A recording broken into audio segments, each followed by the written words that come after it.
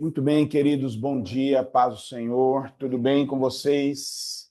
Que bom que você está aqui, Deus abençoe sua vida poderosamente. E depois a senhora me empresta essa lixa de unha, por favor, não estou lembrando.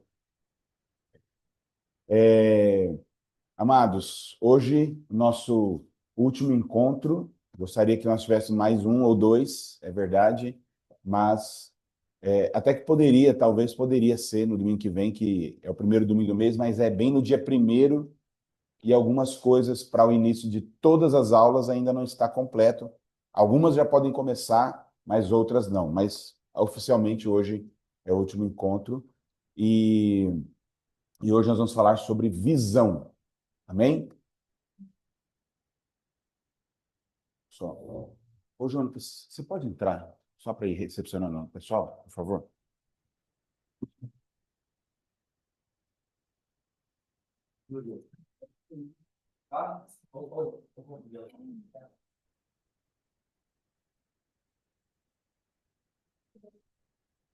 Muito bem. Só para nós recapitularmos na semana passada, né, que nós fizemos a lição 2. Tivemos 2 dias com a lição 2 e realmente foi muito precioso, né? E aí tem 3 perguntinhas ali.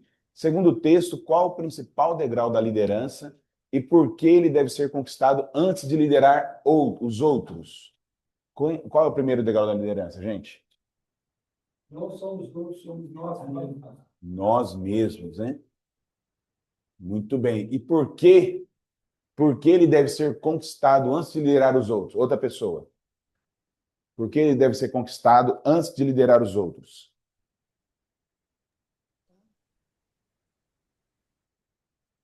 Não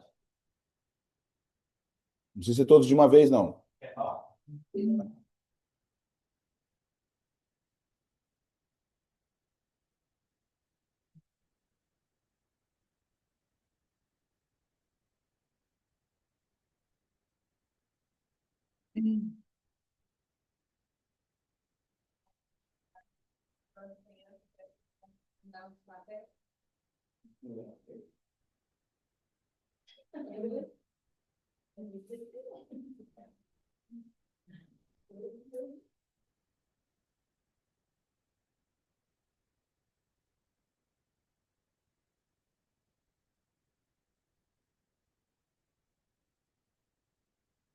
Muito bem. Você não pode. Não pode conquistar o que está distante, sem antes ter a habilidade de governar o que está perto. E o que está mais perto é você, né? Muito bem. O 2, ele, de acordo com o autor, qual é o perigo de um líder ser inseguro quanto à sua identidade de filho de Deus? Ele pode acabar se tornando qualquer coisa, né? Muito bem. O autor afirma que ter foco significa também escolher o que não fazer. Como esse princípio se aplica à gestão de energia do líder?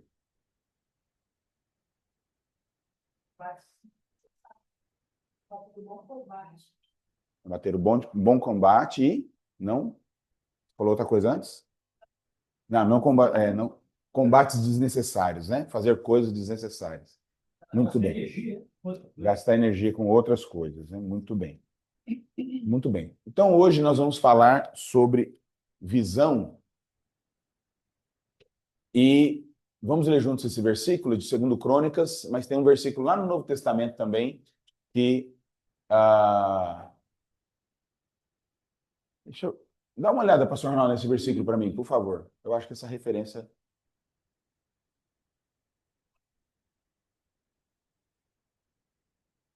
Muito bem. Enquanto a gente checa a referência, quem lembra de 1 Coríntios 15:58? Quem lembra? 1 Coríntios 15:58. Lembra?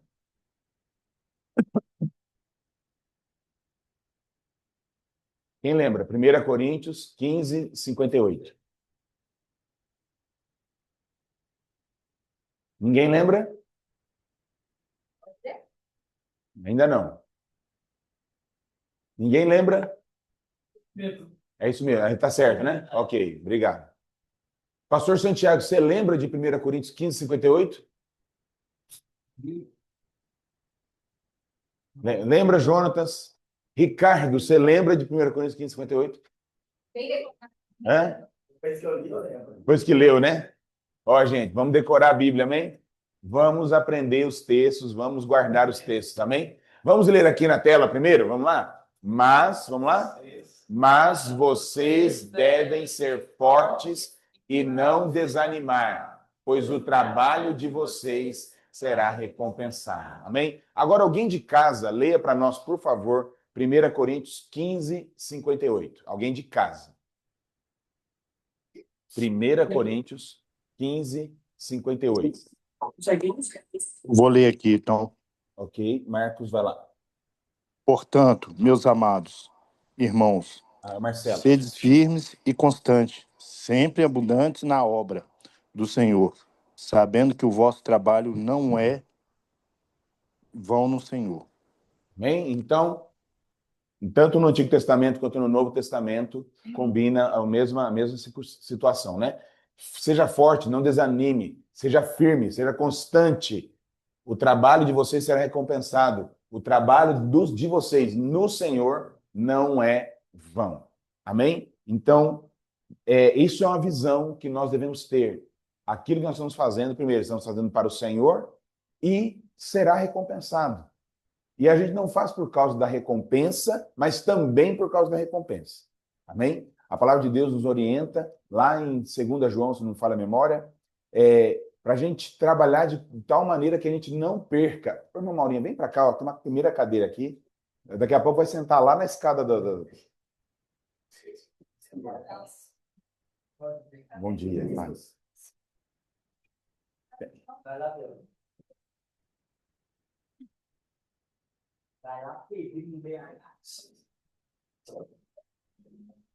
Muito bem. Então, falava que a gente deve trabalhar de modo que a gente receba a recompensa completa. Então, se tem uma completa, tem uma parcial. E às vezes a gente se contenta com a recompensa parcial. Então a gente tem que trabalhar para ter a recompensa completa. E ainda lá em Apocalipse, em uma das cartas de Jesus para as 7 igrejas, ele vai falar: tome cuidado para que ninguém roube a sua coroa. Então a gente pode ter recompensa parcial e ainda ser roubado naquilo que o Senhor está preparando para nós. Então temos que ter essa visão, né? Uma visão firme no propósito do Senhor. Amém? Muito bem. Então, nós vamos falar aí sobre liderar com a visão completa, falando sobre a essência da liderança. Nós vamos ler antes Marcos, capítulo 8.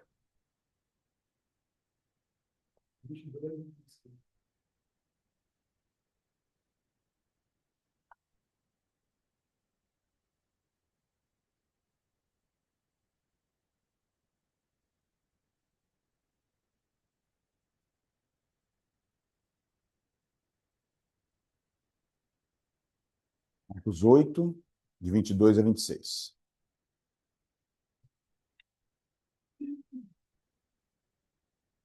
Olha o que diz. Então chegaram a Betsaida e trouxeram-lhe um cego e pediram a Jesus que tocasse nele. Jesus, tomando o cego pela mão, levou-o para fora da aldeia. Então cuspiu nos olhos do homem e, impondo-lhes as mãos, perguntou: Você vê alguma coisa? O homem, recuperando a visão, respondeu: Vejo pessoas, mas elas parecem árvores que andam. Então Jesus novamente pôs as mãos sobre os olhos dele e o homem, passando a ver claramente, ficou restabelecido e distinguia tudo de modo perfeito. E Jesus o mandou para casa, recomendando-lhe: não entre na aldeia. Amém? Então, esse texto de hoje está baseado nesta passagem que Jesus tem um ato, né, inusitado. Ele cospe no chão, faz lama, e a gente, hoje, nesse tempo, a gente lê esse texto e se alguma coisa acontecer no nosso tempo, fora do convencional, a gente dá um salto desse tamanho. A gente lê na Bíblia que Jesus cuspiu no chão. Como é que cospe no chão?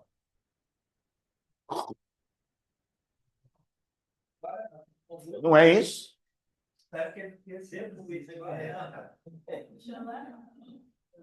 Então a gente é tão santo que a gente não consegue conceber Jesus cuspindo no chão. A gente acha que ele então passou a mão na língua delicadamente, né?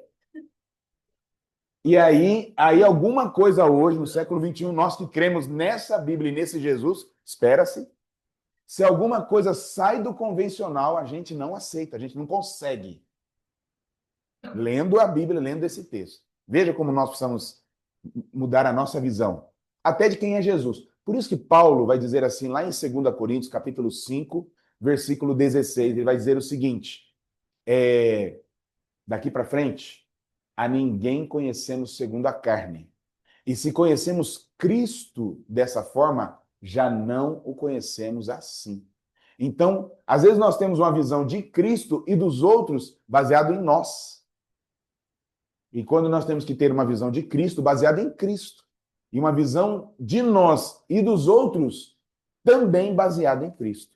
Baseado no Senhor. Para que a gente tenha uma visão correta a respeito do que o Senhor quer trabalhar no nosso meio. Amém, queridos? Muito bem. Então vamos orar? Vou pedir para o Yuri fazer uma oração para nós. Continuemos. Santo Deus, nós te agradecemos, Senhor, por esse dia, por esse momento. Pai, louvamos e bendizemos o teu santo nome, Deus. Pai, ministra ao coração, aos nossos corações, Pai, e que tudo, Pai, que for plantado aqui floresça, Pai, em nosso coração, em nossa mente.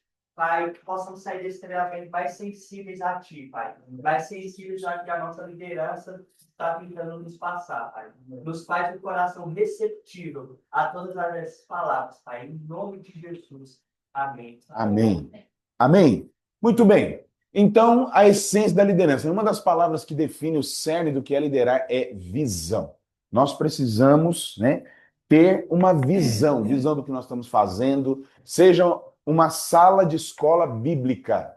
Nós precisamos, seja não, Ô Yuri, dá uma olhadinha, acho que tem mais cadeiras com braço que precisam vir para cá. E vocês precisam sair da porta também. Tem uma aqui, ó. Vocês vão precisar liberar a porta, gente.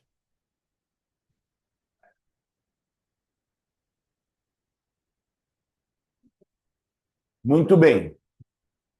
Então, eu tenho uma sala de escola bíblica. Qual a minha visão para os alunos da escola bíblica? É a célula. Qual a minha visão sobre a célula? É o ministrar o louvor. Qual é a minha visão sobre a ministração da adoração? Eu sou back vocal. Qual é a minha visão sobre ser back vocal? Eu sou líder de um ministério. Qual é a minha visão sobre o ministério que eu lidero? Se você não tiver uma visão daquilo que você está fazendo, você não fará. Vamos falar junto isso? Se você não tiver uma visão daquilo que você está fazendo, você não fará. Mas se eu estou fazendo, como é que eu não farei? Você vai fazer alguma coisa, mas não vai fazer o que é para fazer.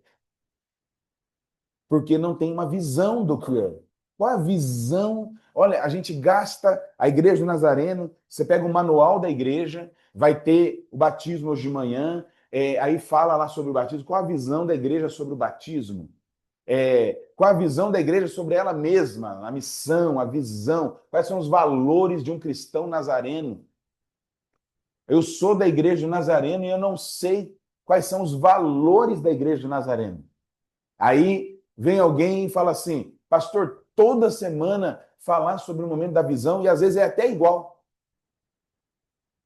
Porque se perguntar agora para você, talvez não seja todos que vão falar assim, ó, agora no 3, vamos falar a visão que nós estamos trabalhando, que já faz 8 meses que vem na célula toda vez. 4 palavras. Toda semana vem 4 palavras para repetir. E talvez não seja todo mundo que vai repetir junto. Vai ficar pescando a palavra e tal. Por quê? Porque nós precisamos seguir a visão. Amém? Você tem um ministério, o ministério de intercessão. Cadê a irmã Celinha? Qual é a visão para um ministério de intercessão? O que o ministério de intercessão faz? O que eu, como líder de intercessão, devo fazer? Devo ser? Eu tenho que ter a visão. E isso em qualquer ministério. A minha classe de escola bíblica são os bebês. É só levar eles ali, eles não fazem nada. Então é só colocar eles aí na salinha, dar um brinquedinho para eles e esperar o culto acabar. Você não está tendo visão da sala dos bebês. Então, para qualquer coisa, no seu trabalho secular, se você entra numa empresa porque o salário é bom, ou porque seja o que for, mas você não tem a visão daquele trabalho que você vai realizar, você logo, logo será mandado embora. Ou vai ficar ali naquele cargo eternamente, nunca vai crescer, porque ninguém viu em você visão. Amém, queridos? Então é importante que você tenha visão. Não faça nada porque é fácil.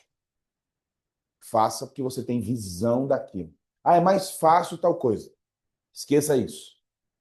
Ah, qual é o curso acadêmico que paga melhor? Depois de formado, qual é o curso que paga melhor? Se você for por esse caminho, você vai ser uma pessoa infeliz.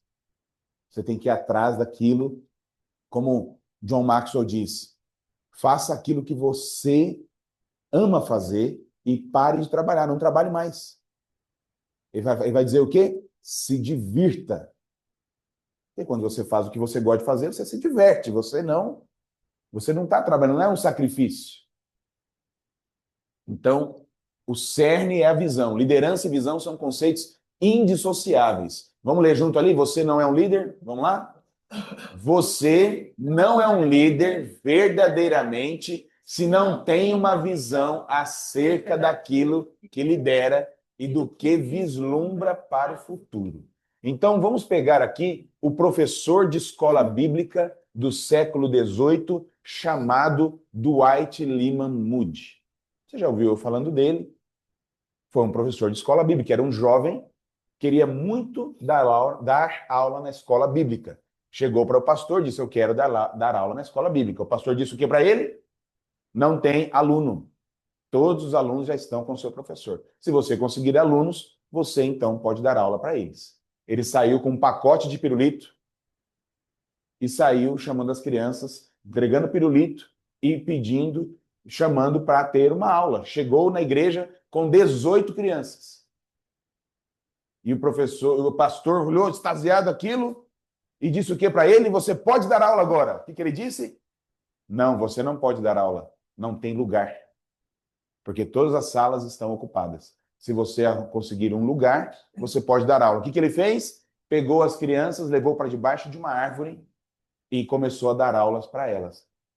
A classe de escola bíblica de debaixo da árvore cresceu mais do que a igreja inteira.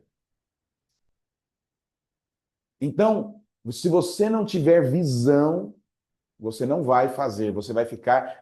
Eu toco violão no louvor, eu toco bateria no louvor, eu estou na mídia, eu estou lá passando a letra. Se você não tiver uma visão daquilo, você vai ser como o apóstolo Paulo falou lá em 1 Coríntios capítulo 13.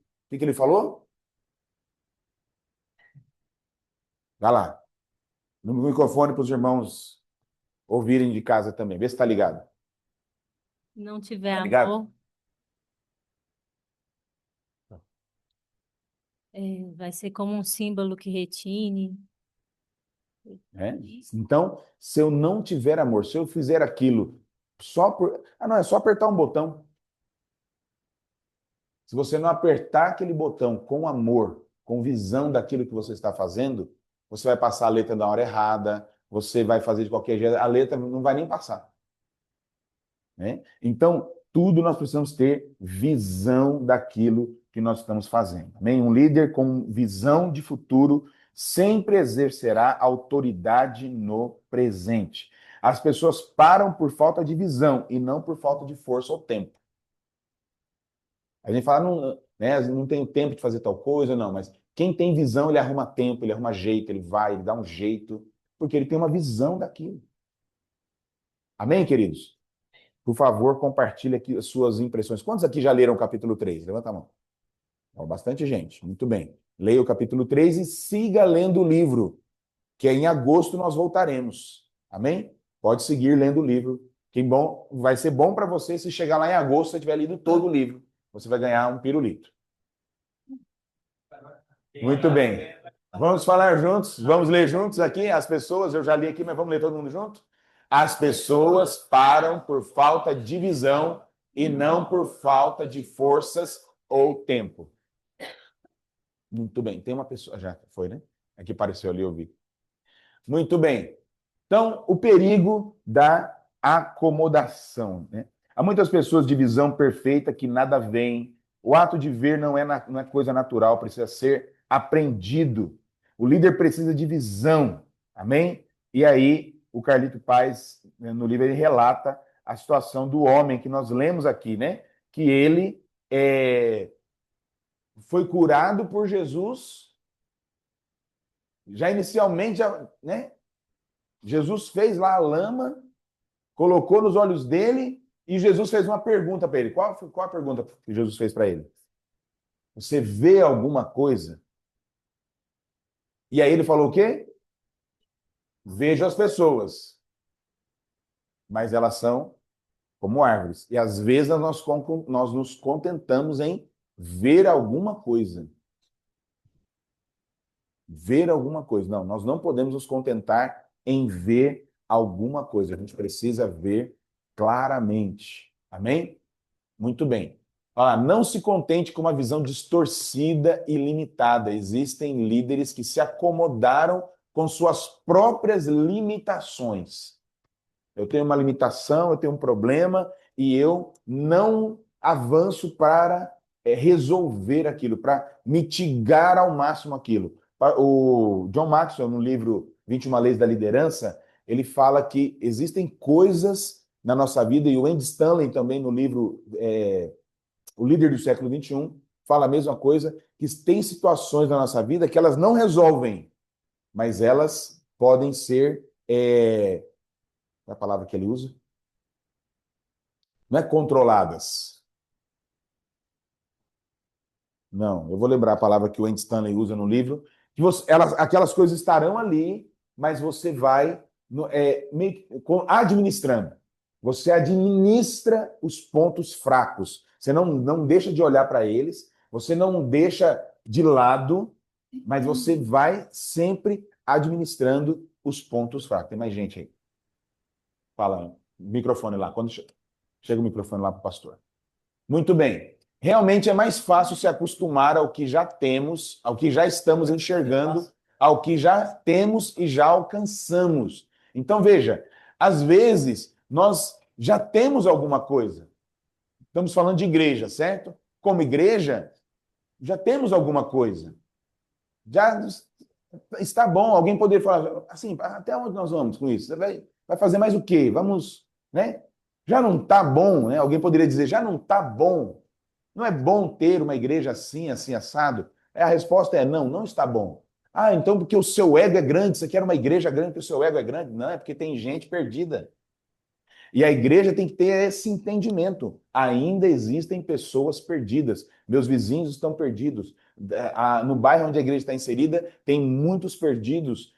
Teve carnaval semana passada e a quantidade de perdido que andou em Belo Horizonte, abriu-se os portões dos perdidos e todos os perdidos saíram para a rua. Sem roupa. Então, é necessário a gente olhar e falar, eu já tenho alguma coisa, mas eu quero mais. Fala, pastor. Essa acomodação é muito importante a gente trabalhar na visão, porque quando Jesus fez aquilo, como o senhor disse aí, que foi algo inusitado, Jesus queria dar uma lição aos discípulos, como Jesus quer nos dar uma lição hoje. Jesus poderia ter curado ele imediatamente, chegado ali, orar, curou. Por que Jesus fez aquilo? Porque Jesus queria mostrar aos discípulos, como mostrar a nós, que muitas vezes a nossa visão está distorcida. Como o senhor disse, muitas vezes nós estamos acomodados aqui com a igreja, está bom do jeito que está, tudo. E Jesus, então, mostrou para os discípulos, para nós, que muitas vezes nós estamos com a fé com medo, com a graça que só nos satisfaz. Quer dizer, a gente não está buscando realmente a visão de quem Jesus é, como o senhor disse no início. A gente está querendo ver o mundo como é, enquanto a nossa visão devia ser como Jesus é, né? Então, Jesus curou ele em 2 etapas, provavelmente, como diz aqui o livro, ele já devia ter enxergado, porque alguém para dizer que vejo como árvores, provavelmente ele enxergava um tempo atrás e perdeu Não era um cego de nascença, né? de nascença. Então, isso é muito importante. O senhor está falando para nós a acomodação aí, para a gente saber que a gente precisa, na visão, buscar a visão do reino de Deus. Amém. Muito bem, gente. Então, é preciso buscar, né? Sair das zonas de conforto, não se acomodar. Olha a imagem, né? É uma cilada. A zona de conforto é uma cilada. Nós precisamos sair deste lugar de onde tudo está no nosso controle. Qual é a zona de conforto? É o lugar onde nós controlamos tudo. É o lugar onde nós já estamos acostumados com tudo. É igual aquele sapato velho. Ele sabe o contorno do calo do nosso dedinho. Ele não nos incomoda. E às vezes a gente vive a vida assim. Nada pode nos incomodar. Querido, essa vida não é a vida de Deus. Se você vê o povo de Israel, se você vê os apóstolos, o que Deus mais fazia era incomodar o povo. Era levar as pessoas para lá, para cá. Vamos andar agora. Vamos dar a volta, né? Deus, quem foi que derrubou as muralhas de Jericó? Foi um grito? Quem foi? Foi Deus. Ah, mas a ciência diz que tem abalos sísmicos naquela região, e aí foi o abalo sísmico. Ok, eu concordo, pode ter tido. Deus mandou eles lá dar um grito na hora do abalo sísmico, porque quem controla o abalo sísmico é Deus. Ó, vai ter um abalo sísmico, vocês vão dar umas voltinhas, vão dar uns gritos, e a muralha vai cair. E não importa porque ela caiu, eu quero que vocês estejam lá. Deus poderia derrubar a muralha e mandar um recado para Josué. Ó, pode ir lá que tá tudo caído, morreu todo mundo, só entra lá e resolve a parada.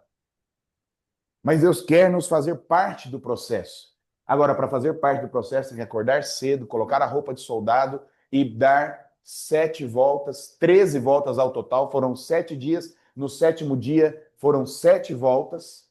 Eu falo que é a redenção do 13. Deram 7 voltas, todas as 12 voltas em silêncio.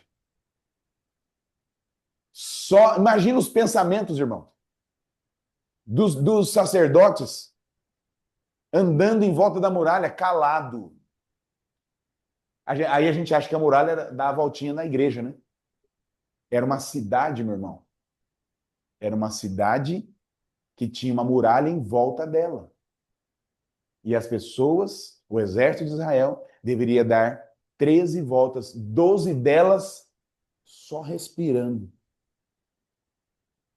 Você já viu seus pensamentos quando a gente está fazendo alguma coisa que a gente não entende? A gente quase entra em loucura? A gente não tem vontade de parar de fazer?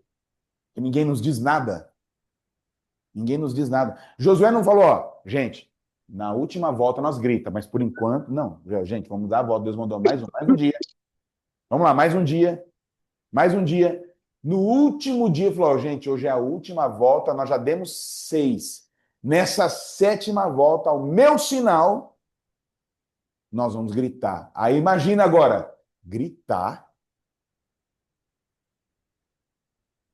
Eu quero perguntar, quem tem Bíblia aqui? Você tem Bíblia? Você lê essa Bíblia? Por que você estranha tantas coisas? Por que a gente estranha tantas coisas? Olha, o povo chegou num lugar e não tinha água. Aí o povo começou a murmurar, porque nós somos fantásticos em murmurar. Aquilo lá somos nós, viu, querido? Aquele Israel lá, somos nós.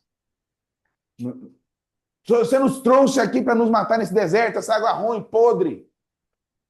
Deus manda Moisés pegar um pedaço de pau e jogar na água.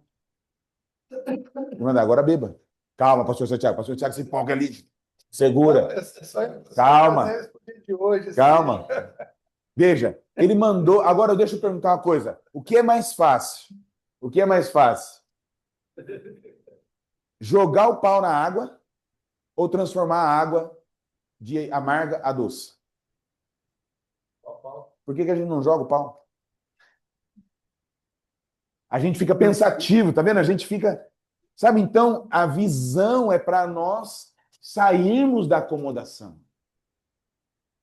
Você vai estar numa classe de escola dominical que você acha que está tudo igual. Não, o ano de 2026 é um ano novo, as pessoas estão pensando coisa diferente, as pessoas cresceram. Elas esperam algo de você e você precisa levá-las daqui para lá. Porque isso também é liderança. O que o líder faz? Leva a pessoa do ponto A para o ponto B. Amém? A oração de 2026 vai ser igual a 2025? Não pode, tem que ser diferente. Por quê? Porque eu vou ter uma visão. As mães que oram, eu vou ter uma visão. As células de jovens, eu vou ter uma visão. A JNI, eu vou ter uma visão. Missões, a Val chegou já? Missões, eu vou ter uma visão. Qual vai ser a visão? Como é que nós vamos traçar isso? É o ano do avivamento. O que dentro do avivamento eu vou caminhar como ministério? Dentro do avivamento, porque a visão é o avivamento. Então, o que dentro do avivamento eu vou caminhar como ministério? Que vai me fazer sair da zona de conforto. Vamos ler aqui junto? Vamos lá? Se você se acomodar ao que vê e é no dia de hoje, estará sabotando o que de maior e melhor você pode ser amanhã. Amém? Pastor Thiago, fala rapidinho. Fala. Eu só ia dar um exemplo. Microfone. Um exemplo que nós temos muito hoje dessas reclamações, por exemplo, acampamento. Na que chega no acampamento, aí começa. Banheiro, não sei o quê, onde eu vou dormir, que é trem todo. Então, se seguir o exemplo aí do Muro de Jericó, ficar calado. Né? Ficar calado. Amém, gente? Muito bem. Algum insight, alguma coisa que você grifou no livro? Alguém quer compartilhar? Olha lá, a visão molda realidades futuras e não as realidades de hoje que moldam a visão. Então, a visão molda as realidades futuras. Ok? E não as realidades de hoje que moldam a visão. O que é isso? Então, o que eu vivo hoje tem que dizer o que eu vou viver ano que vem. É isso? Não. A visão que eu tenho de amanhã é que vai fazer com que eu viva hoje. Então, amanhã, daqui a 5 anos, a gente fala muito isso na classe de acolhimento que teve agora, e a gente traça um panorama, e aqui até queremos fazer um café especial com as pessoas que fizeram acolhimento, com todo mundo, para a gente falar uma coisa importante. Quantas pessoas a gente está aqui? Conta rapidinho para nós aí. Alguém conta rapidinho. Alguém quem? Gladys, conta aí, Gladys, para nós, quantas pessoas nós temos? 20. É isso. Gladys, vai lá, Gladys. 22. Obrigado aos que ajudaram a Gladys. 22 pessoas. Quantas pessoas nós temos online, Jonatas? 8. Então nós estamos em 30 pessoas, glória a Deus. 30 pessoas, gente. 30 pessoas, você já sabe o que eu vou falar. Você e eu, amados, estamos aqui em 30, comigo, né? Contando comigo. Não? 3. Então temos 31 pessoas. 8 pessoas online. 31 pessoas nós estamos aqui, amados. Nós temos que tomar a resolução de alcançar uma vida esse ano. Uma vida. Amém. Amém. Obrigado pelo amém. Forte, contundente de casa. Nós temos que ter a resolução de ganhar uma vida esse ano. Uma vida. Você não tem que preocupar com outra coisa, ministerialmente falando. Não quero saber se você, vou usar meu filho aqui como exemplo, quantos acordes novos, pentatônicos, majorados, você conseguiu aprender. Isso não me interessa e não interessa para Deus. O que interessa é quanto desses acordes poderosos e maravilhosos gerados em uma vida.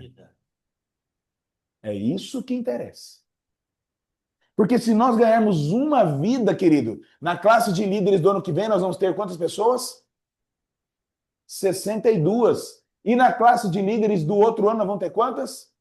124. E na classe de líderes de 2029, nós vamos ter quantas? 248. Quanto? 248. E na classe de líderes, porque você é um líder, você vai formar um líder, amém? E na classe de líderes de 2030, nós vamos ter quantas pessoas? 496. E na classe de líderes de 2031, é 31, né, já, né? E na classe de líderes de 2031, 992, eu te pergunto por que que nossa igreja tem 60 anos? 4. Por que que a nossa igreja tem 60 anos e nós temos 150 membros? Essa é a pergunta. Se nós estamos falando aqui, se 31 líderes, nós não estamos falando de membro da igreja, estamos falando de líder. Se 31 líderes ganharem uma pessoa esse ano, essas 31 pessoas estarão cuidando de quantas pessoas? 1, 2, 3, 4, 5 pessoas. Daqui a 1, 2, 3, 4, 5 anos. Daqui a 5 anos você tem uma rede de 5 pessoas ligadas a você, que você está cuidando, porque você ganhou uma pessoa por ano. Mas não só isso, cada uma delas já está cuidando também de alguém. Esse é o sistema de Jesus. Nós estamos falando de líderes. Se espera que o líder faça isso. Com seu ministério, com seu dom, com seu talento, você multiplique aquilo que Deus te deu. Amém, queridos? Agora, se isso está acontecendo com o líder, e em 5 anos a gente vai ter 990 membros, tá bom, vamos colocar que você não conseguiu um ano ganhar uma pessoa. Pode 500. Você demorou 2 anos para ganhar, porque ganhar é o quê? Mateus 28. Mateus 28, 19 e 20. O que é ganhar? Ganhar é ir, certo? Ir, fazer. Discípulo. O que mais? Batizar e ensinar. Isso é ganhar. Quando você fala, vou ganhar uma vida, Jesus está pensando nisso. Amém. Você tem que sair daquele lugar ali. Isso é ganhar uma vida. Então, quando eu for até a pessoa e pregar o evangelho a ela, ela vai se tornar um discípulo. Vou fazer dela um discípulo. Vou batizá-lo. Vou ensinar. Olha, você precisa desejar o prazer de o que vai acontecer hoje de manhã e você descer lá nas águas com uma pessoa. Isso tem que consumir você. Você tem que ficar desesperado, como eu fiquei desesperado quando virou o ano de 2024 e eu, olhando os relatórios, não tínhamos batizado nenhuma vida. Nenhuma vida. Então, isso deve incomodar a gente, porque a nossa tarefa é essa. Jesus nos chamou para isso. Ele não... Igreja, construir prédio, hospital, escola, tal, isso aí tudo não está dentro do negócio. Isso aí a gente faz para ganhar. O culto de agora de manhã existe para quê? Para ganhar uma vida. E ganhar é ir até ela, fazer dela um discípulo, batizá-la e ensiná-la. Amém? Então, é importante que a gente saia dessa zona de conforto. Sabe? Não se acomodar ao que eu vejo hoje. Eu vejo hoje essa igreja e é isso daqui 10 anos. De jeito nenhum. Você não pode se deixar a visão se limitar a isso. A gente tem que jogar aquela fotona lá que o Jonatas projetou aqui na tela e lembrar, não, eu quero isso, não só porque é estética, mas isso abençoa vidas. As pessoas vão ser alcançadas de uma maneira mais excelente, nós vamos estar num nível diferente. Ah, eu quero sim, a gente mostra a foto no acolhimento daquelas pessoas, do plano, né? Sobre como que a gente vê a igreja daqui 10 anos, estacionamento, o salão do Kids, o templo principal, a quadra e tal, vagas ali para 150 carros, e a gente tem que vislumbrar tudo isso. Pastor, isso é uma loucura, é só numerolatria. Não é. A gente não pode nem ter numerolatria e nem numerofobia, porque a Bíblia está cheia de número. Tem um monte de número na Bíblia. Tem até um livro chamado Números. Mas não só isso. Eu vi um videozinho de um rapaz ontem. Ele falou assim, por que está escrito lá que os discípulos pescaram 153 grandes peixes? Ele estava falando que aquele número 153, para você escrever 153 no hebraico, no aramaico, que era uma língua que Jesus falava, claro que o Novo Testamento foi escrito em grego, mas no hebraico que Jesus falava, ali é a totalidade de todo tipo de peixe que pode existir no fundo do mar. E está escrito ali para que os discípulos... E a rede não se rompeu.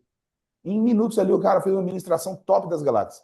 A rede não se rompeu. Por quê? Porque a rede é o evangelho. O evangelho é incorruptível. O evangelho salva todo tipo de pessoa, até os carnavalescos da nossa cidade. A gente passa lá e a gente deveria sentir compaixão porque elas são ovelhas que não têm pastor. Amém? Então, nossa visão precisa mudar. Amém, queridos? Dúvidas, angústias, temores, pedradas, pão de queijo até aqui, vamos lá? Uma colocação, um grifo do seu livro aí. O Russell Shedd aqui fala uma coisa muito importante. Ele diz assim, o jeito como a sua mente funciona é exatamente o jeito que você é. Isso é a Bíblia que diz, né? O Russell Shedd disse e a Bíblia diz. O que o homem pensa, assim ele é. Outra colaboração, vai lá. Outra coisa que você grifou no livro. Em casa. Vocês estão tímidos hoje? Vamos lá. É possível perder a visão durante a jornada. É possível perder a visão. Você pode ter recebido uma visão clara no passado, porém não é possível não é impossível que o tempo, as circunstâncias, o pecado ou mesmo as decepções e frustrações façam com que essa visão vá se enfraquecendo até o ponto de ficar quase inexistente. Tem uma pessoa aí juntas. Quase inexistente. Vamos ler junto ali?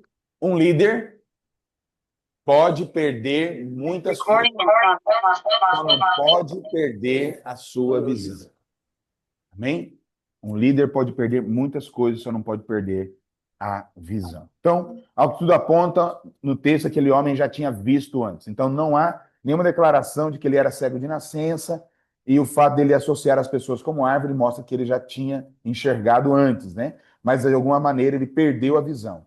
Você pode ter recebido uma visão clara acerca da sua vida, ministério, chamado, porém, aí a frase que está aqui, pode ser que alguma coisa tenha feito você perder a visão. E pessoas se afastam, saem da igreja, se afastam do caminho. Por quê? Porque perderam a visão. As pessoas não falam assim, eu me afastei, eu saí da igreja porque eu olhei para os homens.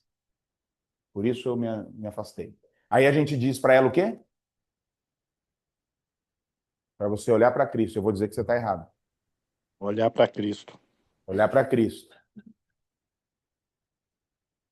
É verdade que nós temos que olhar para Cristo, porque Ele que nos salva, Ele é autor e consumador da nossa fé. É verdade. Mas se nós estamos olhando para uma pessoa que nos está fazendo com que a gente perca a fé, a gente tem que olhar para outra pessoa que nos faz crescer na fé. Porque o discipulado funciona com pessoas, o discipulado não funciona com Cristo. O discipulado é com pessoas. Se você sai da igreja porque você está olhando para uma pessoa e a pessoa pecou, eu saí da igreja porque a pessoa pecou. Você está com o olhar na pessoa errada. Você deveria olhar para outra pessoa que não peca. Eu vou parar de olhar para essa pessoa aqui que está pecando. Ela se tornou um exemplo do que não fazer. E vou passar a olhar para essa aqui, porque essa aqui vive em santidade, quer buscar a Deus, está desejando crescer. Paulo falou o quê? Sejam meus imitadores, porque eu sou de Cristo. E o que ele falou para Timóteo? Torna-te o quê? Padrão. O que é um padrão? Um exemplo, uma referência. Alguém a quem os outros vão seguir e imitar. Então, gente, essa conversa de que eu saí da igreja, que eu olhei para os homens, é uma conversa de uma pessoa que perdeu a visão realmente. Por quê? Ao invés dela olhar, por exemplo, a vida de Sansão é um exemplo? É um exemplo, um exemplo do que não fazer. A vida de Saul é um exemplo? Sim, é um exemplo do que não fazer. E a vida de Davi é um exemplo? Com certeza. A vida de Davi é um exemplo do que fazer, do que não fazer e do que fazer depois de fazer o errado. A vida de Davi, por que Davi, lá no Novo Testamento, ainda o Espírito Santo vai inspirar Paulo para dizer o quê? Achei Davi, homem segundo o meu coração. Novo Testamento, ele poderia ter dito para Paulo falar outra coisa.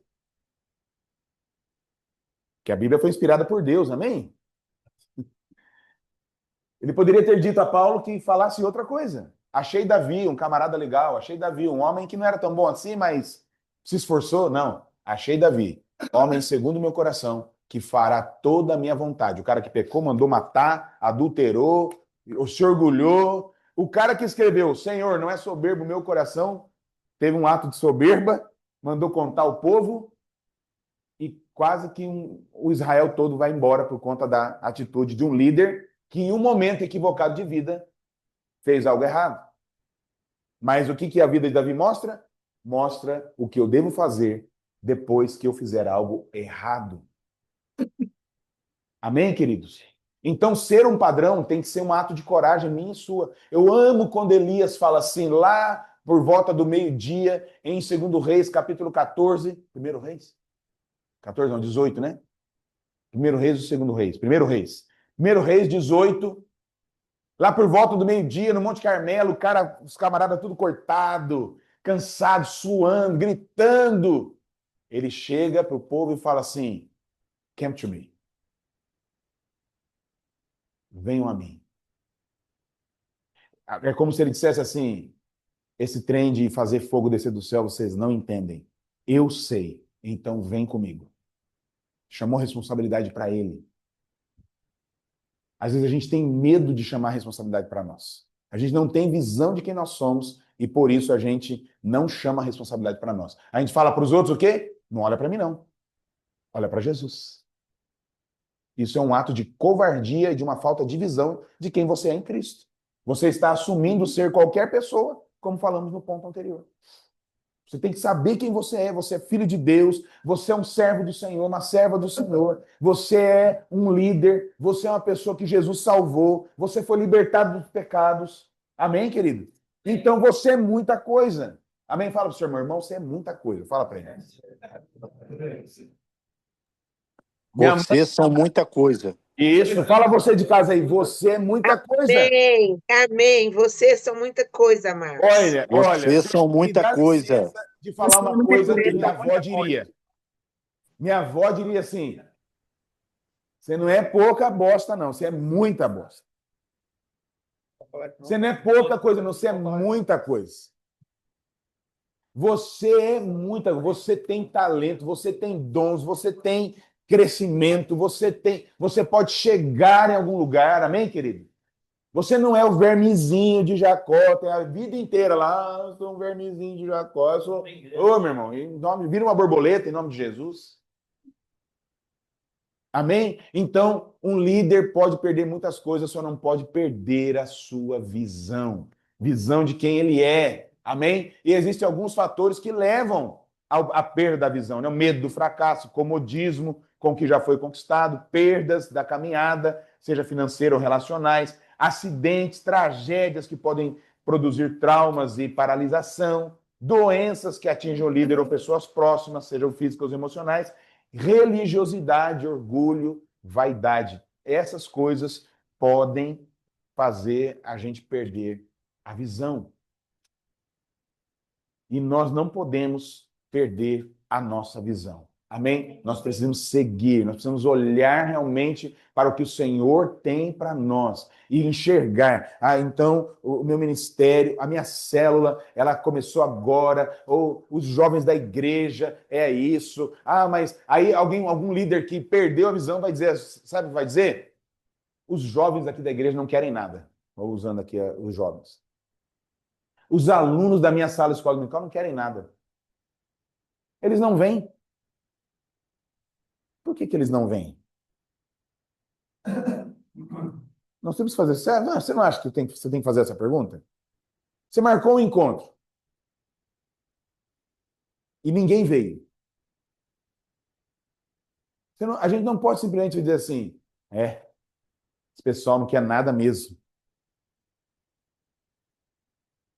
Um líder grande me falou isso. Grande. Não, fui lá, comprei a coisa toda, pus tudo lá, tal, ninguém veio, tive que levar para casa lá um monte de pizza e ninguém apareceu. Por que será? A pergunta não é se essas pessoas Porque a pergunta é, por que elas não vieram? O que está faltando nos encontros que eu marco que as pessoas não vêm? Não, está faltando pessoas de visão. Não, está faltando uma visão em mim. Está faltando visão em você, está faltando visão em nós, porque nós marcamos o encontro, nós fizemos tudo, elaboramos, colocamos cartaz, chegou lá, não vê ninguém, alguma coisa está errada. E está errado comigo. Nossa, pastor, mas as pessoas não podem ser acomodadas, tudo é o líder? Tudo é o líder. Tudo é o líder. Vamos pegar o louvor. Se a gente contratar o Fernandinho para ser ministro do louvor da nossa igreja,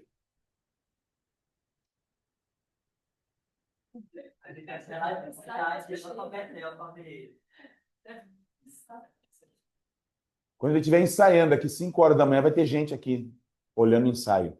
Já falamos o que é isso, né, gente? E qual é o nome disso? Idolatria. Então, não é o líder, não são as pessoas, é o que está sendo proporcionado. Não, mas as pessoas não querem vir. A Fernanda está aqui ensaiando e as pessoas não vieram. Por quê? Porque a Fernanda, como líder, a Cláudia, como líder, a Maurinha, como líder, estou falando do louvor aqui, né? A Sara, como líder, o Dene, como líder, o Rogério, como líder, no quesito adoração, precisam adorar. Precisam saber para onde estão levando as pessoas. Precisam ir para aquele lugar que ele quer levar as pessoas. Não é sobre um brado de vitória. Se eu falar assim, todo mundo vai pular comigo. Você pode falar, querido.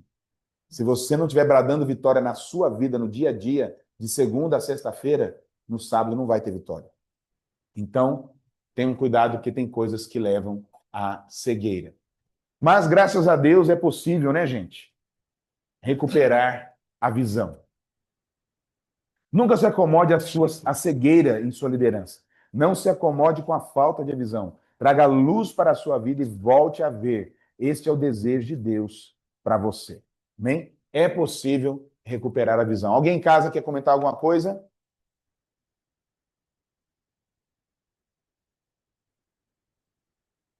Não? Vamos lá. Vamos ver juntos, gente? Vamos lá? Um dos passos mais importantes para sermos renovados na visão é estarmos dispostos a nos movermos do que se tornou confortável para nós. É preciso se afastar das vozes que talvez nos fizeram acreditar em limitações, né? E aí Jesus pega o homem e leva ele para fora, né? Para que isso? Para que fazer isso? Tem hora que a gente tem que parar de andar com algumas pessoas, sabia? Que elas limitam a nossa visão. E às vezes é até gente da nossa família. Até da nossa família. Eu recebi esse conselho na minha adolescência e glória a Deus que eu acatei. Se você não se libertar do contexto que você vive, as pessoas ali vão morrer e você vai morrer junto. Isso não quer dizer esquecer, nunca mais olhar, não é isso. Mas você precisa saber que você tem uma vida, você tem um crescimento com Deus, Deus tem uma visão para você e você precisa alcançar aquilo que Deus tem para você. E às vezes, dentro da nossa casa, limitam a nossa visão. Porque quem não cresce, não consegue ver o crescimento do outro. É mais fácil chorar com os que choram do que alegrar com os que se alegram. É mais fácil ouvir o pedido de oração do irmão que bateu o carro, deu perda total, do que ouvir o testemunho do irmão dizendo que trocou de carro. Olha que coisa triste nós somos. Porque o irmão que bate o carro e dá perda total, a gente vai lá, aí ora com ele. Eu lembro que quando nós chegamos aqui na igreja, o pastor Ronaldo ia lá, né? A pessoa chorava, ele já ia lá confortar a pessoa. Já pensou se a pessoa desse um testemunho e falasse, gente, glória a Deus, eu troquei de carro, todo mundo fosse lá com ele. Comprei uma casa. Uau! Estou feliz com você! Uau! A igreja do irmão cresceu. Uau, a igreja cresceu. Nossa, a igreja dele cresceu e a minha não. Ah, deve ser oba-oba. Olha a nossa mentalidade. Então, ó, o pessoal de Montes Claros, da Igreja Nazarena de Montes Claros, está vindo aqui na Power Church, aqui, ó, no Padre Eustáquio, para saber o que eles fazem aqui na Power Church. Pessoal de Montes Claros. Aqui, do nosso lado, na Power Church. Ah, mas a Power Church deve ser oba-oba. Não existe isso, não. Não existe essa mentalidade nossa, sabe, de medíocre, que a gente não consegue celebrar a conquista do outro. Então, a gente precisa recuperar a visão. Amém, queridos? Um dos passos mais importantes para sermos renovados, vamos ler juntos? Na visão já lemos, não foi? Agora aqui, ó, nos movermos do que se tornou confortável. Então, tem algo na nossa vida que se tornou confortável. A gente já, né? Tá tudo bem, não mexe, né? Acho que a minha esposa falou semana passada, essa visão, né? A time que tá ganhando não mexe. Poxa, podia ganhar de goleada se a gente mexer. Porque tem que ser sempre 1-0, 1-1, 2-1. Poderia ser 5-2, 7-2, 9-3. Então a gente tem que mexer, irmãos. Tem que mexer. Então, apenas porque você não vê a mudança, não significa que ela não existe. A gente acha, não tem como sair daqui. Você vislumbrava o corredor da igreja daquela maneira? Ontem, quase que a gente tem que, na sexta-feira, que teve um encontro de mulheres, as irmãs queriam casar dentro do corredor, gente. Pastor, eu quero casar de novo e eu quero casar no corredor. Pastor, posso ir morar no corredor da igreja? A irmãzinha está cantando a música lá, eu quero morar em tua casa. Quer vir cantar no corredor. Eu não quero mais sair daqui. Você entra no corredor da sua casa e fala, pensando no corredor da igreja. Nós temos que vislumbrar, você tem que olhar para as realidades, olhar para a sua turma da célula, olhar para a classe escola dominical, olhar para a vida e vislumbrar algo diferente. Às vezes o que a gente está vivendo hoje cega a nossa visão da gente ver algo diferente. Estou olhando, mas estou vendo os homens como árvores. Então nós precisamos enxergar algo diferente. Eu li um livro chamado O Milagre da Manhã. Não é um livro cristão. Acho que o nome do autor é Howard, alguma coisa. E ele fala sobre visualizações.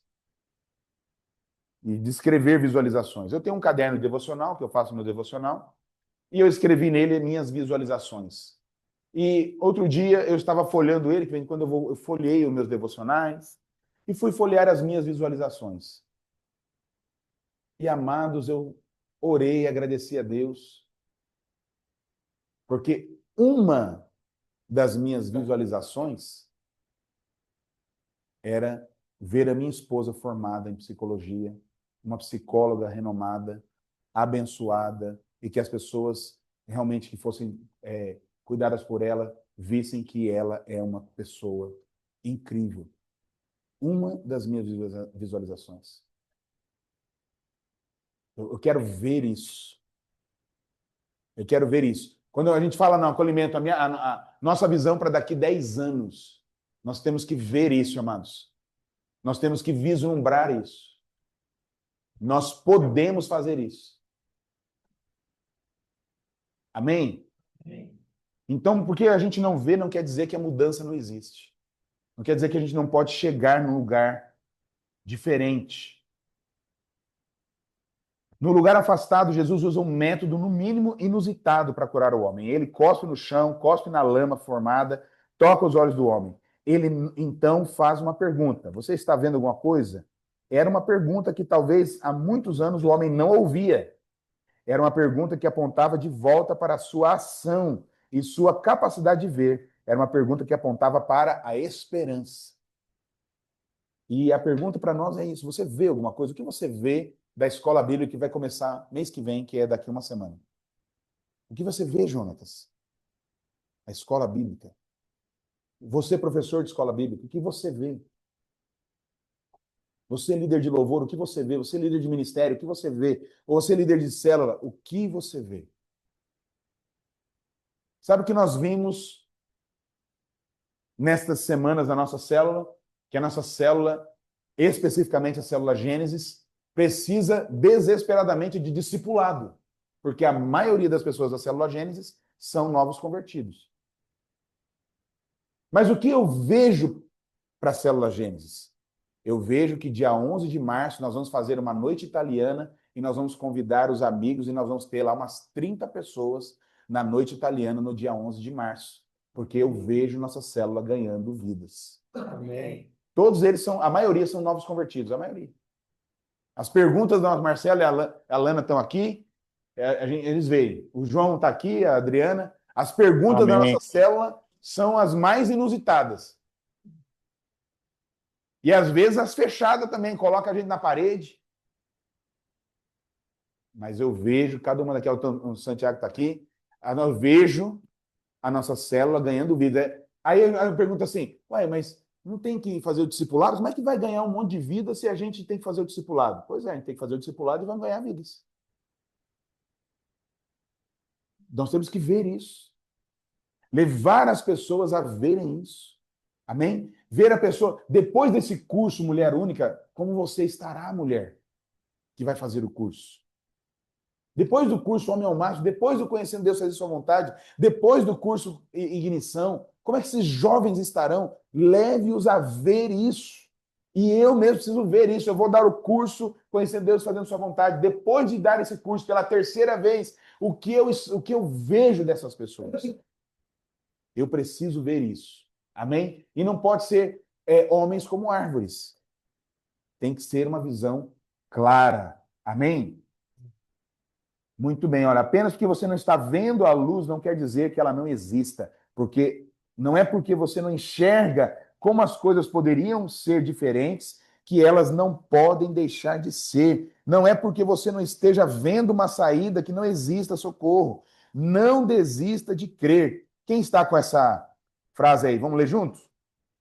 Estou lendo no livro, vamos lá? Não desista de crer, nem mesmo de crer na possibilidade de que é possível mudar, ainda que não saiba como. Esteja aberto para aceitar uma mão amiga, a aceitar a condução de Jesus e expor-se a novos ambientes. Amém? Esteja disposto a mudar. A falta de visão torna-se letal se estiver associada ao orgulho. Cuspir no meu rosto, passar cuspe no meu rosto. E o autor até fala assim, talvez Jesus, até né, não está aqui não, mas está aqui no livro, ó, se Jesus cuspir em suas expectativas e em seus conceitos sobre si mesmos, ele pode estar cuspindo exatamente naquilo que está travando você. Às vezes Jesus tira de nós uma coisa boa. Vai destravar. Uma coisa boa. Por quê? Porque nós estamos acostumados com aquela coisa boa. Jesus quer que a gente tenha uma coisa melhor, mas nós estamos acostumados com a coisa boa. Igual a tecnologia. Não é assim tecnologia, Yuri? O computador já não está funcionando? O iPad aqui não está funcionando? Mas tem o iPad Air. A câmera aqui não filma? Olha aqui, ó. Ei, esqueci de vocês, não. Mas tem uma câmera que ela anda com você. Que se eu estiver aqui, ela vai me acompanhar, ela vai lá. Então, eu preciso... Ah, não, mas essa aqui tá boa. Tá bom, mas tem uma melhor. E nisso, geralmente, nas estruturas, a gente faz isso. A gente se apega a uma estrutura e fala assim, essa cadeira aqui. O que é essa cadeira? Essa cadeira é estrutura. Dá para sentar nela? Dá. O braço tá aí, legal? Certo. Tá cumprindo a função dela? Tá. Tem um mas? Qual é o mas, Thales? Tem uma cadeira melhor, mais bonita, mais confortável, mais nova, que não dói a coluna, né? E a gente simplesmente, mas vai fazer o que com essa? Hã? Põe na sala infantil. Isso. É aquela que passa toda terça-feira? Tá, pastor, rapidinho. É. Opa, o senhor dominou o microfone aí, não pode, hein? Tem que jogar Não, no eu estou microfone. querendo, mas as pessoas não estão participando. Isso. Gente, eu Bora lá, quero- gente. Ô, Honório, vamos lá. Aqui. É só dizer que na época de Jesus, o cuspir e fazer lama era comum, aquela prática terapêutica daquela época dele. Talvez para nós hoje seja uma coisa meio esquisita, mas para eles lá era costume da época. Olha lá, tá vendo? Você quer falar? Muito bem. Então, gente, fala, Honório. Olha, Uma das coisas da pessoa não ter a visão. Aquela passagem na mão, quando eu curou a lepra dele, o rio era sujo e ele não queria entrar. Um servo dele falou: mas se fosse uma coisa mais fácil, eu faria com muita facilidade. exatamente. Ô, gente, vamos lá, acorda aí, vamos lá, hein? Olha lá. Entre se acostumar. Quem está em casa, acha esse trecho aí, por favor, quem está em casa. Entre se acostumar à realidade. E vai ler para nós quem está em casa, ok? Quando achar, fala, achei. Tá logo depois da frase, se Jesus cuspir em suas expectativas. Aí tem aquele cego. Depois, o próximo ponto é a questão. O próximo ponto é entre se acostumar. Quem está em casa para participar, legal. Achou? Não, vamos ver se em casa acha. Vamos ver? Achou aí, Marcos? Achei, pastor. Achou. A Val vai ler. Vai lá, Val. Ai, eu mudei aqui. Entre se acostumar à realidade. Peraí, pastor, meu óculos embaçou. Entre se acostumar à realidade que tenta humilhá-lo e dizer que liderar não é para você e ser tratado profundamente por Deus, para que então você volte a ver qual será a sua escolha. Bem? Então, às vezes, nós somos aquela pessoa que fala assim, não, eu não sou um líder. Eu não fui chamado para liderar. Não, não, não, não, não. Irmão, a quantidade de irmãos que a gente conversa, aí fala assim, não, pastor, não, não. Eu não, eu não. Eu não. Eu não nasci para isso. Vou dizer para você que isso é uma mentira do diabo. Você nasceu para isso. Naamã não. Mordecai mandou dizer para Esther, talvez tenha sido para esse tempo que você foi colocada nesse lugar. Quem Esther era? Esther era uma líder comunitária que foi ascendida ao trono? Uma jovem judia escrava. Às vezes nós olhamos para nós, não, isso aqui não é para mim. Deus te chamou e é para você. Porque a Bíblia não foi escrita para algumas pessoas, ela foi escrita para o povo de Deus. Amém? Amém. Então a gente precisa assumir, não, isso é para mim. Nós já lemos, eu vou ler para você novamente, 1 Pedro.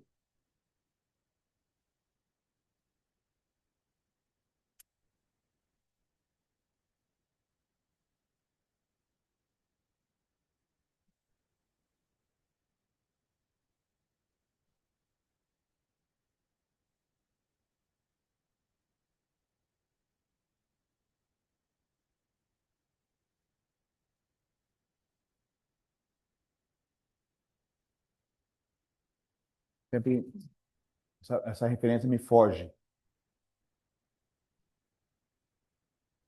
Foram-nos dadas todas as coisas para a vida, a virtude, a natureza divina foi colocada em nós. Está lá em 1 Pedro, eu falo que é 4:10, mas não é 4:10, não. Aqui. É 2 Pedro, capítulo 1, versículo 4.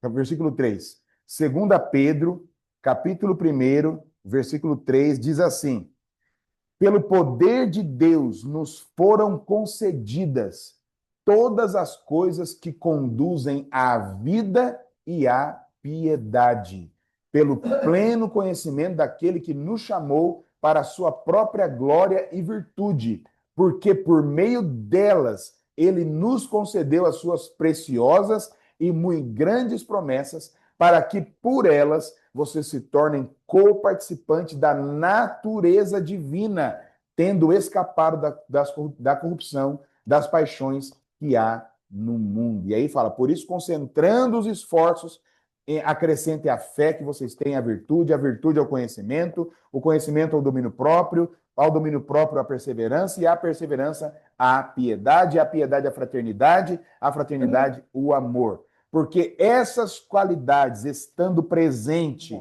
e aumentando cada vez mais, farão com que vocês não sejam nem inativos, nem infrutíferos no pleno conhecimento do nosso Senhor Jesus Cristo. E ele vai continuar e depois vai ficar complicado aqui. Ele vai falar das pessoas em quem essas coisas não estão. Então, veja, não existe você dizer assim, não, eu não fui chamado para isso. Então você não foi salvo ainda. Você ainda não encontrou com Jesus, porque quando você encontrou com Jesus, foram dadas a você todas as coisas relacionadas à vida e à piedade, para que por meio dessas coisas você seja concedido as preciosas promessas, e por meio dessas promessas, tá vendo? Então, não existe a gente apontar para o outro e falar assim, ele não pode fazer isso. Ou a gente apontar para nós e falar assim, eu não sou disso. Não é para mim. Chama outro. Entende? Porque a Bíblia está mentindo, então. Então a Bíblia não é verdadeira. Ela diz que Deus deu, mas na verdade não deu para mim. Deu para alguém, mas não é para mim. Entende? Veja como a Bíblia pega a gente. Então já foi dado a você. Então você pode ter uma visão diferente. Não é porque eu não vejo a mudança que ela não existe. E é uma escolha. Eu vou me acostumar à realidade ou eu vou ser tratado profundamente para que eu veja o que Deus quer que eu veja? É uma decisão que a gente tem que tomar. É como Deus fez, né, levando o cego, ao mesmo tempo que ele levou o cego não sabia para onde estava indo. A mesma coisa na nossa vida. Quando nós pegamos um ministério, temos o chamado ministério, é fechar, pegar com Deus e entregar totalmente. Ele vai ver onde vai te colocar. Não vai te colocar em lugar que você nunca, você tinha medo de ir para aquele lugar. Ele vai te colocar ali, e é ali que ele quer você. Muito bem. Olha, traz aqui o microfone. Veja só, uma pessoa pode entregar um ministério? Sim ou não? Pode. Pode. Uma pessoa pode sair de um emprego? Pode. Agora, olha o que a gente faz com o emprego e que a gente não faz com o ministério. Quando a gente sai do emprego, o que a gente quer fazer? Procura outro, né? Já pegou? Ok. Fala, pastor. Acho que está dentro do que você começou a falar. Às vezes a gente recusa, né, convites com relação à igreja, e aí vai muito daquilo que a gente permite, né, os nossos pensamentos, talvez porque não seja remunerado, né, financeiramente, mas quando a gente recebe uma proposta no nosso emprego de subir de cargo, a gente muitas vezes não fica, não rejeita, né? Então, assim, a gente não faz essa análise quando é para a igreja, né? Assim, então, assim, lá no meu trabalho surgiu uma vaga para um cargo maior, então eu já vou brigar por aquilo ali, eu já vou atrás daquilo. Que eu vou ganhar, mas é um cargo. Mas quando vem para as coisas de Deus, parece que a gente, né, faz assim e não, eu acho que eu não posso, mas você não pode ir lá? Você não faz lá? Você não dá palestra lá? Você não lida com pessoas lá? Não é a mesma coisa, não é porque na igreja, né, você sabe. Não sei. Tem que orar primeiro, né? Lá no trabalho você não ora para você subir de cargo, né? Então a gente inverte os valores, né? Nós somos terríveis, né? Aí só rapidinho, lembrando aqui do Toninho e da Ana Paula, alguns conhecem, né? O Toninho e a Ana Paula, nossos amigos. O Toninho, ele é representante de medicamentos, né? E ele pega uma área muito grande do Brasil. E por inúmeras vezes ele foi o melhor do Brasil, né? Em termos de representação. E ganhou vários prêmios já, assim, na função dele. Mas pensa numa pessoa que se dedica às coisas do Senhor. Muito. Ele viaja a semana inteira. Ele viaja de segunda a sexta. Mas sábado, ele cuida dos homens, 6 horas da manhã, 5 ou 6, né? Tem uma oração lá na igreja dele com os homens. Ele é presbítero hoje, ele é conselheiro dos jovens, ele é professor de escola dominical, trabalhando a semana inteira. Uma coisa que ele faz, que é gestão de pessoas, mas ele usa isso também, talvez primeiramente, né, para o Senhor e aplica no trabalho dele. Então, assim, não é desculpa para a gente não fazer, é realmente a gente fica se limitando e perde a visão, né? Perde a visão daquilo que Deus nos chamou para ser e fazer. Por que que uma pessoa se cansa de um ministério ao ponto de entregar? Por quê?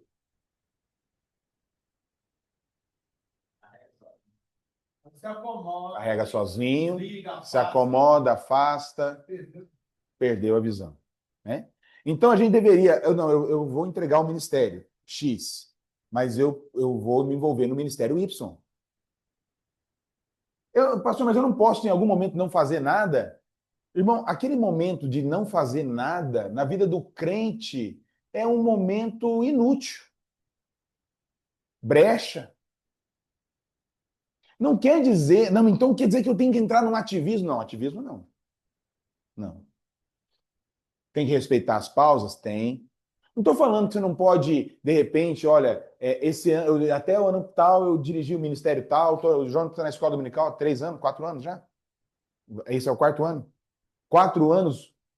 Ok, o Jonatas é seminarista, é líder de célula e é superintendente do DNI, e membro da junta e tal, né? Então, toca bateria, é pai, é marido da Fernanda, né? Então, o Jonatas em algum momento pode estar cansado? Pode. Mas eu não sei você, mas tem até uma canção, né? Eu tenho um fogo. Como é que é a música? Eu tenho um fogo ardendo em meu peito, cerrado em meu peito, que não me dá descanso. Eu não tenho descanso. Aí a gente olha para o apóstolo Paulo e fala assim: eu fiz de tudo para com todos. Ai de mim se não pregar o evangelho. Aí a gente vê Jesus, o momento de descanso de Jesus, no momento de descanso, teve uma tempestade. E os discípulos foram lá acordar Jesus. Mestre, o senhor não se importa? E Jesus levanta bravo, porque ele está bravo. Ele fala: nossa, vocês não têm fé. Pelo amor de Deus, em nome de mim mesmo. Até quando? Ele vai lá, calma o vento, ele repreende o vento, a tempestade e os discípulos. Sobra para todo mundo. Em outras palavras, assim, eu tinha 15 minutos. Vocês não me deixaram dormir 15 minutos. Porque nós somos imitadores de Cristo. Amém? Como filhos amados. O Senhor Jesus falou: meu pai trabalha até agora. Então eu vou. É que às vezes a gente não respeita as pausas, sabe? A gente não respeita, a gente não tira férias, a gente não descansa, a gente não tem um 7º dia. Que pode ser sábado, pode ser domingo, pode ser terça, pode ser quinta, não importa o dia. Tem que ter um 7º dia. Aí no nosso 7º dia a gente dá-lhe lavar roupa. Dá-lhe arrumar a casa, dá-lhe ajeitar os negócios tudo. E aí chega segunda-feira, eu tenho que picar o cartão lá, 8 horas da manhã, 7 horas da manhã, e vai. Aí vem pro culto, toca, prega, não sei o que, faz. Aí vai até, faz hora extra, então chega sexta-feira, chega sábado, aí já levanta, já cata uma capinadeira lá, como é que chama? Uma foice, e vai capinar o lote, porque tal e tal.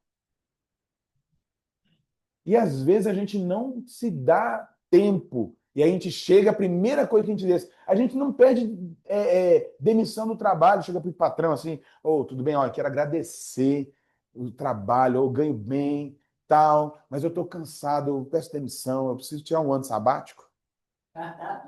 O boleto tudo bem. Isso aí. Microfone lá para a Marcelinha. Microfone, tem que chegar aí, microfone. Microfone é para que o pessoal de casa possa ouvir você. Pode falar. Eu estava conversando com a Rebeca, antes de começar o curso foi isso. Eu falei com mas a Rebeca estava conversando a respeito de responsabilidades com as coisas do Senhor. Se você trouxer as coisas do Senhor para a responsabilidade que você tem com as suas do dia a dia, tudo muda. Se você marca uma reunião aqui na igreja, 7 horas, começa às 7h40.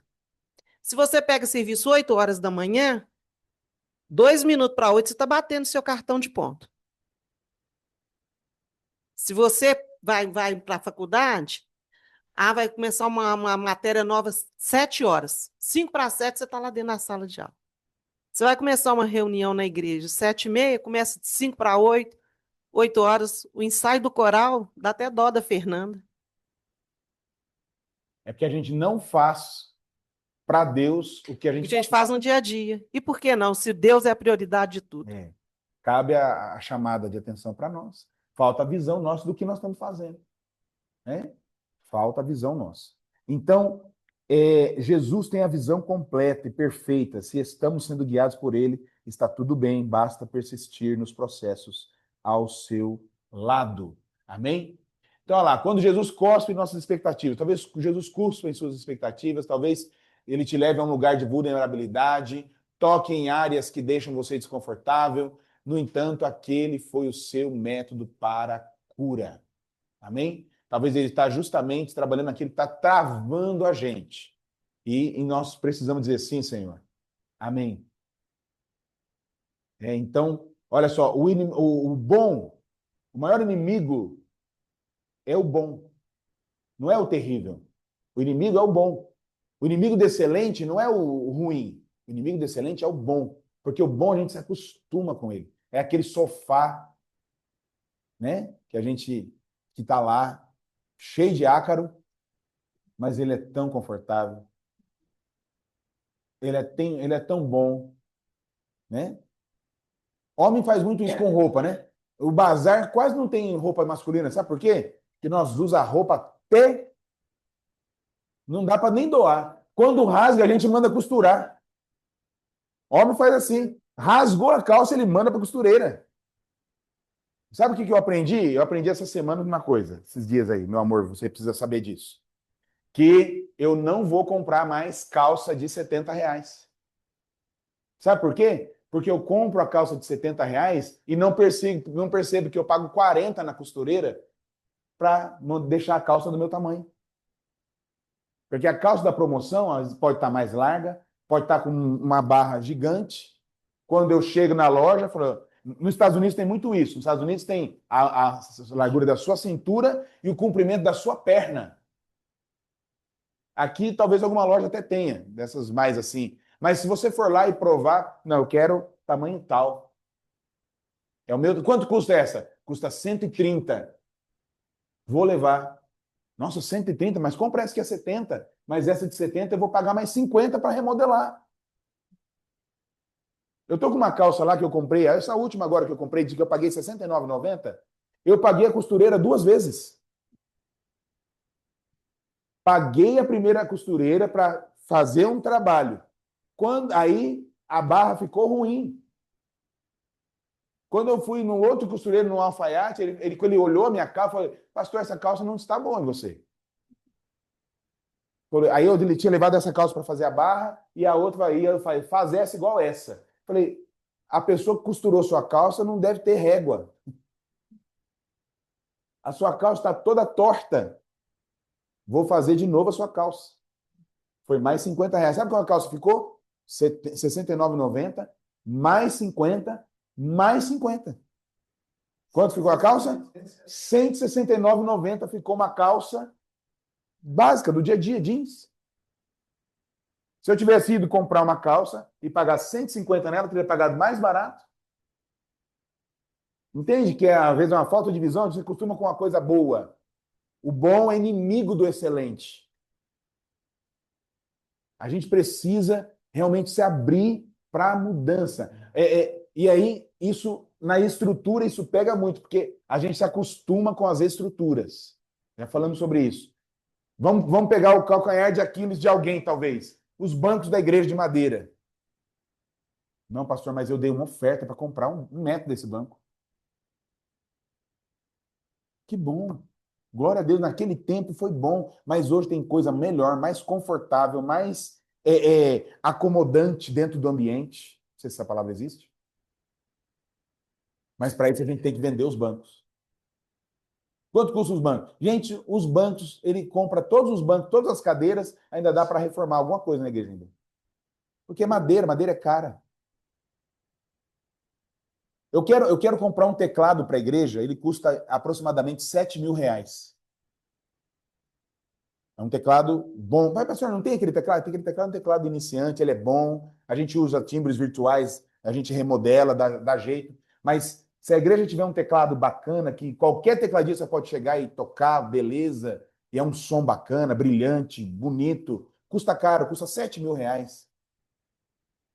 Se a gente vende o piano, a gente compra o teclado, troca alguma coisa na igreja, faz outra coisa, compra o teclado.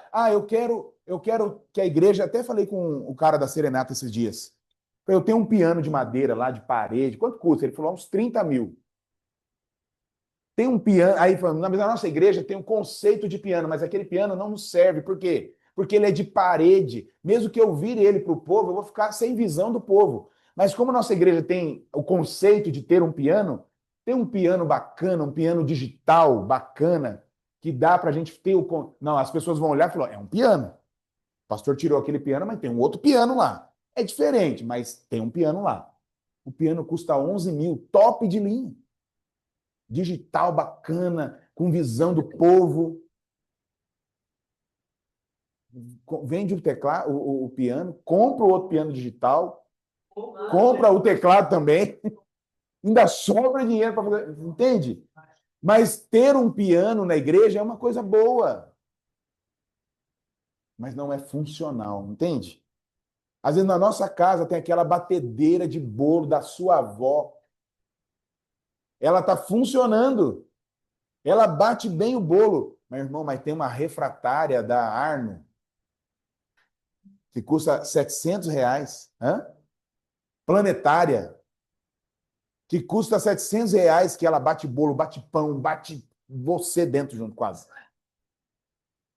Então, o maior inimigo do excelente não é o terrível, sim o bom, o suficiente. Muito bem. A visão parcial é insuficiente. Vamos ler junto para a gente terminar?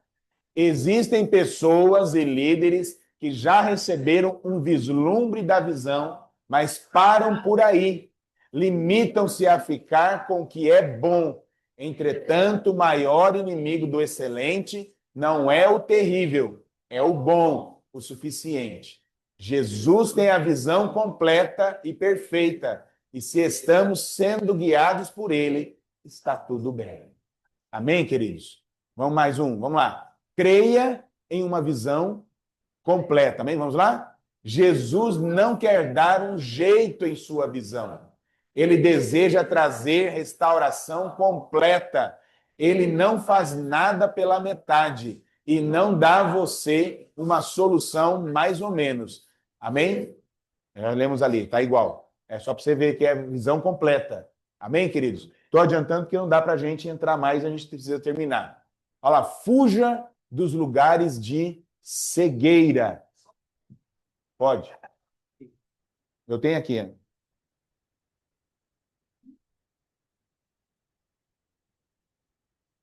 Muito bem, olha.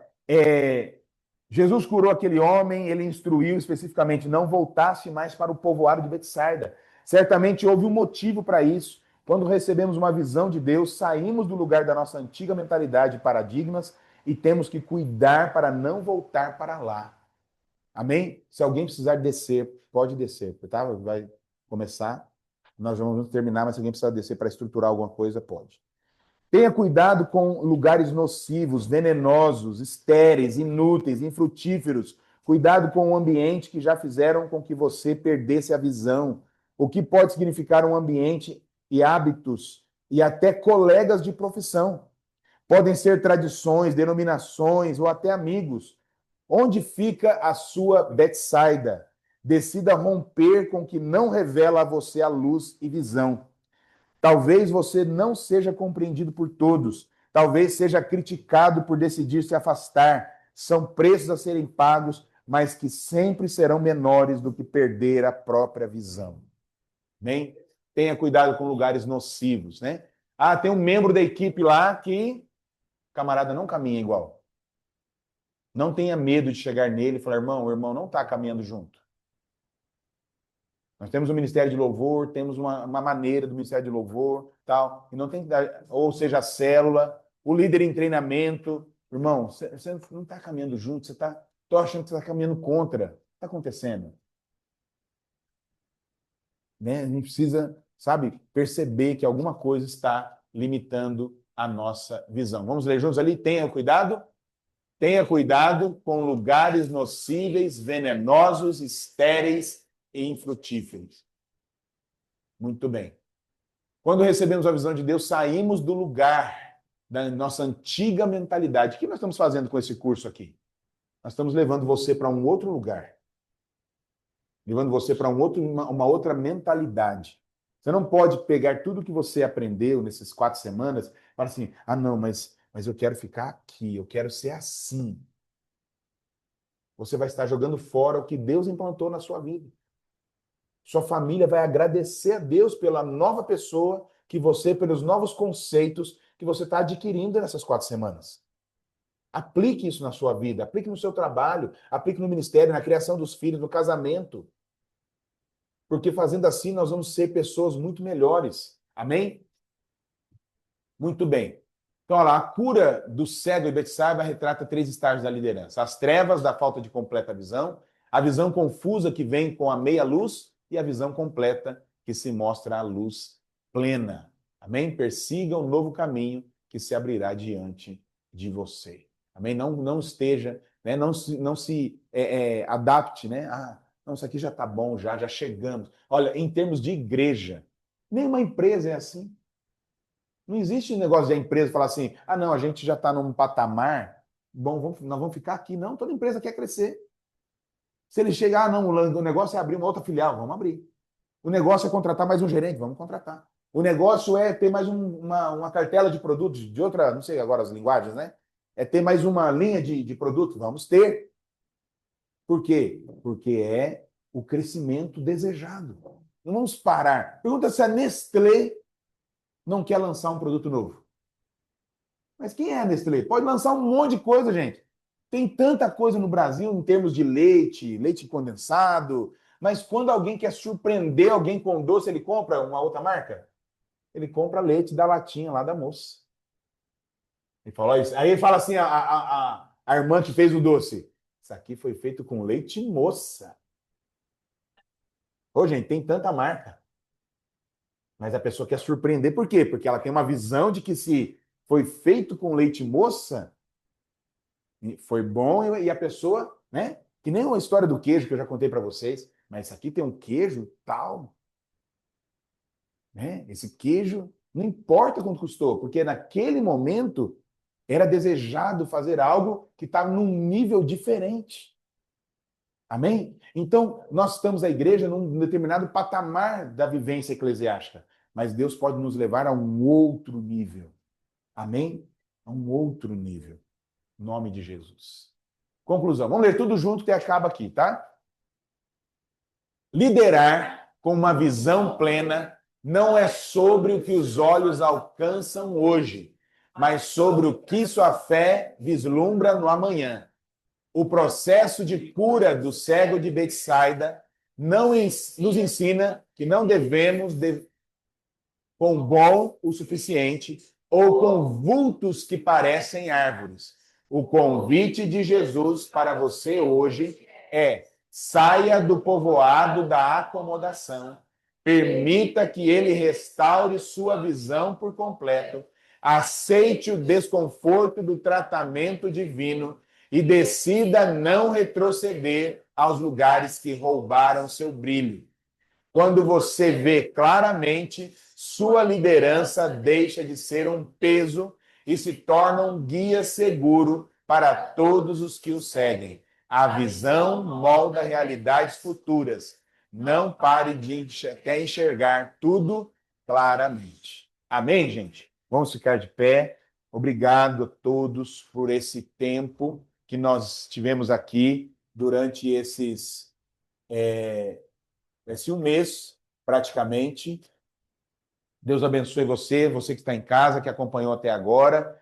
Vamos orar, vamos agradecer a Deus. Continue lendo o livro, que você chegue até agosto com ele lido tudo, tá? Compre o livro, eu posso mandar o link lá, se você quiser o livro, a gente compra pelo cadastro que a gente tem na Rede Inspire, e eu vejo qual vai ficar o valor, a quantidade, você pode adquirir o livro, tá? Invista na sua liderança, invista no seu crescimento.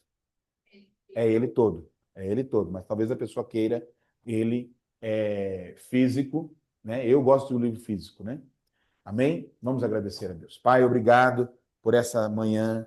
Ó Deus, obrigado por esse tempo que nós tivemos aqui, esses 4 meses. Abençoa cada líder de ministério, 4 semanas.